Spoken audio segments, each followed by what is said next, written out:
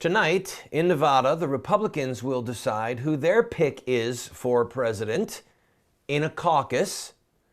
Donald Trump is presumed to win that. But I want to take a minute to look at Hillary and Bernie and this issue of superdelegates. You're going to learn something tonight. Don't go away. I'm Randall Terry. This is Voice of Resistance.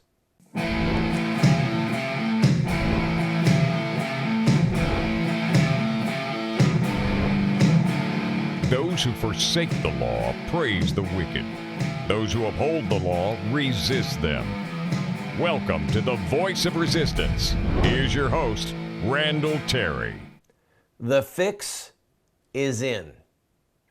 There are times that people know the outcome of a thing long before it happens because they populated the room with the vote. For example, years ago, George Bush the Younger won the straw poll in Iowa, okay? This goes way back, because he bussed in people from Texas. That was Karl Rove's genius. Let's just bring people up from Texas, dominate the Iowa straw poll, and then suddenly George W., governor of Texas, gets all of this press. Oh my goodness, George W. Bush has won the straw poll. He's got the momentum, and he went on to become president. The fix was in. So the fix could be in the Hillary-Bernie Sanders race because of something called super delegates. Now, this fancy chart that you're going to see is compliments of the New York Times, if my memory is correct. There are 712 super delegates. Who are these super delegates? All right. Every sitting Democratic governor, every sitting Democrat governor is a superdelegate. Every sitting Democrat senator is a superdelegate. Every sitting U.S. House member that's a Democrat is a superdelegate. Now, delegates are what you need at a convention to win the nomination of the party. So, I'm going to go over all these terms right now. For those of you who want to learn how to teach others, follow along. And those of you who this is actually news to you, I hope that you enjoy it. To win the Democrat nomination, you get together in a city. This year it's going to be Philadelphia. And you have delegates. These are people that, for example, when the Democrat primary was in New Hampshire, Bernie Sanders left with, I believe, 15 delegates, and Hillary left with, I think, 20 or 21. Forgive me, I'm going from memory. So when they get to Philadelphia, those people say, Bernie's people say, we're for Bernie Sanders. Hillary's people say, we're for Hillary. And they take a vote of the delegates inside of the convention. The first person to hit 2,383 votes gets to be the Democrat pick to run for president. That's their nominee. We nominate Hillary Clinton for president. She got 2,383 delegate votes in the convention. So the primary and the caucuses are in place to basically elect delegates to go to the conventions, both the Republican convention and the Democrat convention, and those delegates will then vote to nominate somebody for president. And they are obligated to vote for the person who won those delegates in the primary process. They don't have the choice to say, well, I know that Bernie won me, but I want to vote for Hillary. Or I know that Hillary won me, but I'm going to go vote for Bernie. Or I'm going to vote for Joe Biden. No, they can't do that on the first ballot. The first time they vote in the convention, they're required to go with who gave them. Aha! Enter superdelegates. Superdelegates, 712 of them. The Democrats have these superdelegates. 712 Democrat Party establishment hacks, almost all of them. They get to vote for whoever they want. Doesn't matter what the voters of the various states said. Doesn't matter. They can vote for whoever they want. So over 700 people are free to do what they want. As of right now, as of today, Hillary has about 500 delegates. Bernie Sanders has 70. How can that even be? There's barely been any primaries. Because of the superdelegates. because of the people who said, I'm voting for Hillary. So the superdelegates are made up of sitting congressmen, House members, Senate members, governors. Ooh, but here's a big one. Over 400 are members of the DNC, Democrat National Committee. These are true party hacks. These are true insiders, okay? This is the machine that is committed to seeing Hillary become president. The first woman president, Bill's wife. We owe her. We're going to do this. 712 of them. That's almost 1/3 of what Hillary needs to win in the convention. What that means is Hillary, well, for example, in New Hampshire, Bernie Sanders cleaned her clock, throttled her, and yet she left the state with more delegates because the superdelegates that are from New Hampshire said, I'll vote for Hillary in the convention. So, oh, by the way, there's also a little elite club, about 20, 21 superdelegates who are big shots and don't hold office. Walter Mondale, former vice president under Jimmy Carter, ran for president. He's a superdelegate. Let me give you a couple more names because they're kind of comical. Al Gore, he's a superdelegate. Barack Obama, Bill Clinton, Christopher Dodd. These are people who are all superdelegates. George Mitchell, you remember him? Now he works for Disney. Howard Dean, the swinging bat presidential candidate, he's a superdelegate. So the superdelegates in the Democrat Party are there to, at least in part, ensure that the candidate that the machine wants has a whole bunch of votes in the hip pocket. And that's why Hillary could blow Sanders out of the water on Super Tuesday. Because if she wins on Super Tuesday in the South, which she's probably going to do because of the heavy African American population, Bernie Sanders might win Minnesota. He might win Massachusetts. These are northern, more liberal states. If she wins big in the South, and then all the superdelegates from the area say, we're in for Hillary, we're in for Hillary, she could be so close to the magic number of 2383 that really what Bernie Sanders does for the rest of this election cycle could become irrelevant. The fix is in, people. The fix is in.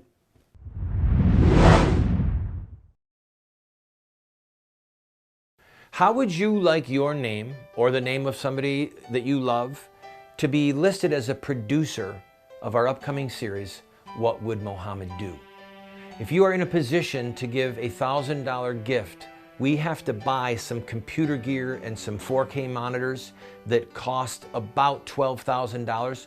One computer and 2 monitors, $12,000, because they're broadcast quality. This is not a Hewlett-Packard laptop, okay? If you can be one of those 12 people who give $1,000 or more, we will list you as a producer in the series, What Would Mohammed Do? Or if you want to do it in memory of a loved one, we will do that as well. Please, go to the GoFundMe site you see, watch the pilot, and if you say, I want to be a part of that, give a $1,000 gift, and we will put you or the person you choose as a producer of this TV series. I thank you in advance. God bless you.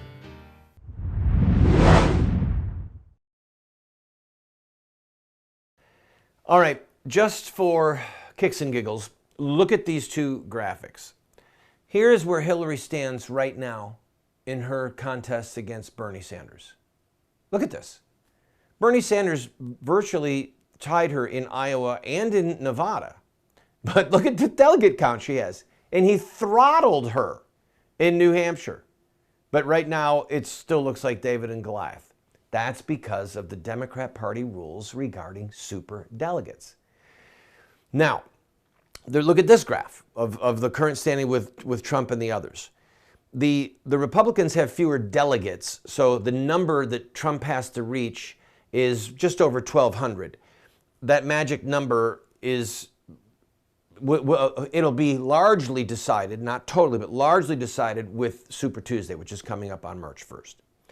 The Republican Party also has superdelegates, but they're treated very differently. First of all, the Democrats have about 15% of their total delegate count as superdelegates. The Republicans only have about 7%, but they don't get to go into the Republican convention as free spirits. The Republican rules, because remember, the delegate process is not a governmental function. It's decided by the party. The Democrat Party writes its own rules for the Democrat convention and the process by which they nominate a candidate to run for president. So they created the rules that allow these 712 superdelegates to be in the hip pocket of an establishment candidate. All right? The Republicans have superdelegates, but the Republican Party rules are very different. First of all, there are 3 superdelegates per state, and they're from the party establishment, but they are obligated to vote for the person who won the state. So they don't get to go in and tip the balance. They're obligated to go in. Here's what the Republican establishment people are talking about behind the scenes right now. If Trump does not get his magic number, tell me that number if you would, please. I think it's 1224. All right, I'll get you the number in the next segment. If he doesn't hit that number with the delegates that he wins through the primary process, I'm sorry, it's 1,237. If he doesn't hit that number, then it becomes a contested convention. What that means is after the first vote, when all the state delegates that were won throughout the primary process, let's say Trump has 1,201 and Ted Cruz has 487 and Marco Rubio has 422 and Ben Carson has 200 and Kasich has 180. And then you've got, the couple that Chris Christie won. At that moment, after the first vote, almost every state in the union says you delegates are now free to vote for who you want. There's 2 or 3 states that the delegates have to wait till a second round. But for the most part, at that point, it's anybody's game. And then those superdelegates from the Republican side, about a little over 160 superdelegates, they can vote for whoever they want. Now, here's why this is a nightmare for Trump, and it's why the Republican establishment is colluding behind closed doors right now to deny Trump the nomination.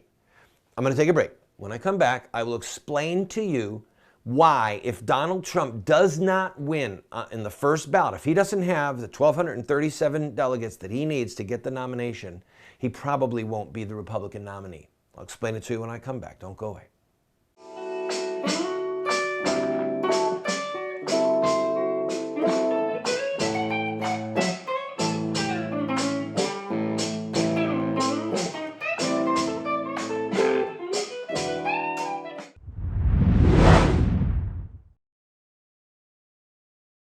Supreme Court Justice Clarence Thomas referred to John Locke twice in his dissent in the Obergefell decision.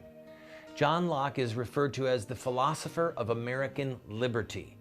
He was a genius, and he not only believed in natural law, but he believed in revealed law, the Word of God, the law of God.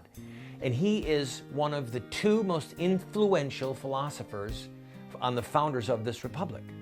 We are offering you this book, and I'm going to give you my book as well, The Sword.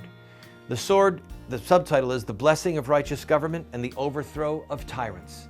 It looks at what is the legitimate purpose of government and when is it our right to overthrow government like they did with the Declaration of Independence.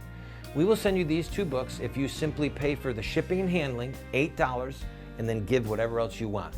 And by the way, the $8 doesn't cover our cost, but if that's all you can afford, we'll send them to you for the $8. God bless you.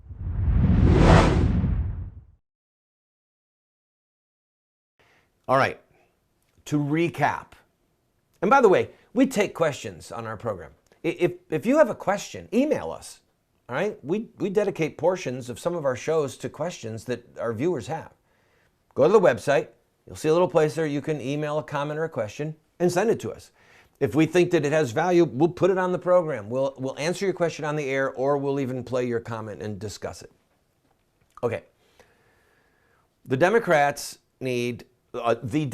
candidate needs 2,383 delegate votes at the convention to become the nominee. Now, I know that this is a lot of vocabulary. So the nominee in 2012, the nominee for the Democrats was Barack Obama, and the nominee for the Republican Party was Mitt Romney.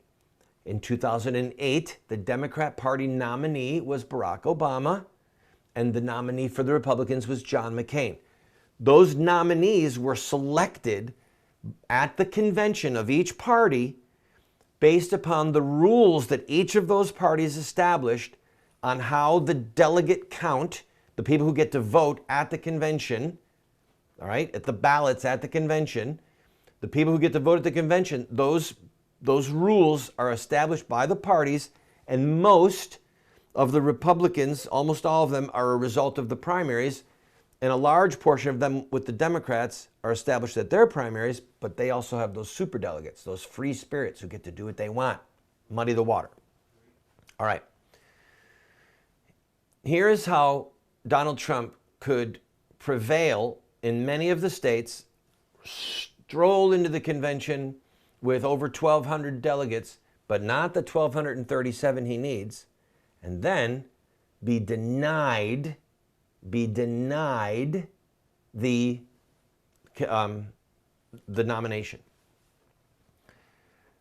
What does Donald Trump have to offer delegates that are coming from all over these 50 states? I don't even know I don't even know who they are. Well, a lot of them are party activists. Some of them are elected officials who also happen to be delegates. So these are connected people. And if Donald Trump doesn't get the 1,237 he needs, Donald Trump does not control the Republican Party apparatus, the infrastructure. He doesn't control it. The party machine does. The Karl Roves, the George W. Bushes, the Jeb Bushes, the Kasichs. That's who control the party people from their state. They are hoping, for those of them that are committed to prayer, which I don't know who of them are, they might even be praying that Donald Trump doesn't get the number, because they know that Donald Trump cannot stroll down to the floor and say, I happen to know that there is a district attorney position in Harrison County that's going to be opening up. And if you'd like to be the district attorney, if you could just help bring the delegates from your state to vote for XYZ candidate, Marco Rubio, Jeb Bush, you can have that job. They will actually begin parlaying political favors. It's happened before. President Lincoln won the Republican nomination, if my memory is correct, on the 10th ballot. They didn't have a nominee who had enough of a majority when they got to the convention, so they just kept voting over and over. And Lincoln's people were on the floor of the convention cutting deals, offering people positions inside of Lincoln's cabinet if they would bring the delegates to vote for him. That's how President Lincoln, one of our most famous presidents, became the nominee for the Republican Party and then went on to become president. So the Republican Party, the establishment that hate Donald Trump and despise us, by the way, despise the base, they want Trump to get into that convention without a majority. That's the only thing they can hope for to stop him. That's it. And by the way, Jeb Bush said early on that he would win the party's nomination without the base. Those of us who are evangelical, devout Catholic, devout pro-lifers, those of us who are devoutly in favor of the Second Amendment and in marriage between one man and one woman at one time, okay? We're the base. We're not the moneyed class giving $1 million contributions to super PACs. They despise us. They want to use us. and then discard us after the election. But now, many of that rabble, the Tea Party people, they have found in Donald Trump and in Ted Cruz, especially those two, and a little bit with Ben Carson, but especially those two, renegade candidates, insurgent candidates. And those two men are scaring the snot out of the Republican establishment, and we are scaring the snot out of the establishment because we're telling the establishment, get lost. Get lost. We're done doing your bidding. So the only thing they can hope for, the establishment, is to keep, by the way, they need to keep multiple candidates in. I don't know if you've thought about this. It doesn't help if Ted Cruz pulled out and Kasich pulled out. It doesn't mean that all those supporters go to Rubio. There's this foolish little narrative out there that if we could just get some of these people out and Rubio could be the establishment candidate, he might be able to take on Trump. No, no, it's not going to happen because a lot of Cruz's people would go over to Trump, and a good number of the other candidates would. What they need to hope for is multiple candidates that stay in the race all the way to the end and keep Trump in the high 20s and the low 30s. Only then do they have a chance of Trump going into the convention without the number that he needs to win the nomination on the first ballot. So, hope that this has been a help to you to understand what's going on. Remember the magic numbers. For Hillary, it's 2383. That's how many delegates she needs to win the nomination. And she's got probably close to 700 superdelegates that are in her hip pocket because they don't have to vote for the states, whoever's winning the primaries. On the Republican side, the number is 1,237, and Donald Trump needs to hit that number before he strolls into the convention, or he could be in a world of hurt, despite his incredible popularity with a certain segment of the base inside of the party. Well, but can Donald Trump defeat Hillary Clinton? Well, I'll tell you when we come back.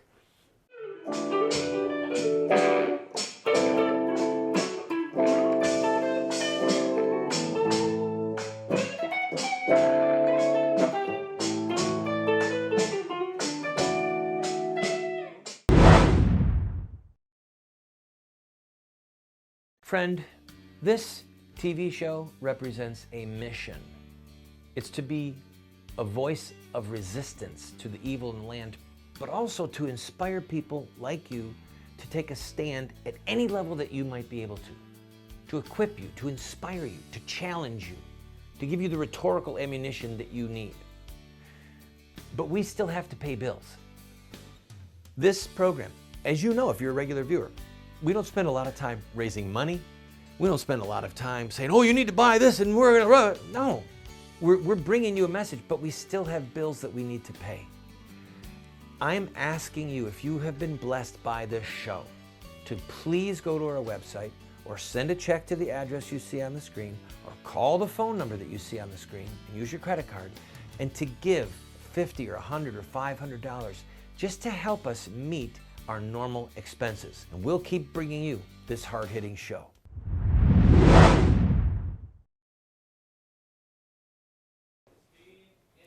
In 3, 2. If Donald Trump is the nominee and Hillary is the nominee, there are party hacks in the Republican Party that are saying Trump couldn't beat her. Au contraire. What has made Trump so popular is that he says the truth. We need to secure our border. He says we need to protect our Second Amendment. You understand what Trump has done, and he says it boldly and brazenly.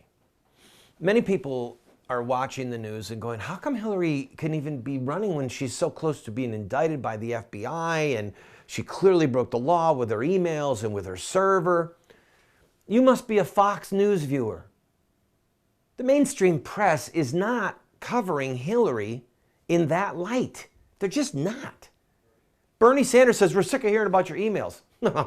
When Donald Trump, if he is the nominee, is running against her, he will beat on that drum about her illegal emails She should be in prison, he'll be saying. She's not fit to be commander-in-chief. She put people's lives in jeopardy. Look at what she did at Benghazi. And then the mainstream media that is ignoring all that about Hillary right now, they're going to cover it.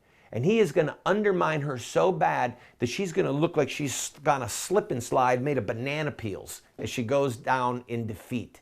And we see Donald Trump, the next president. That's how he'll beat her.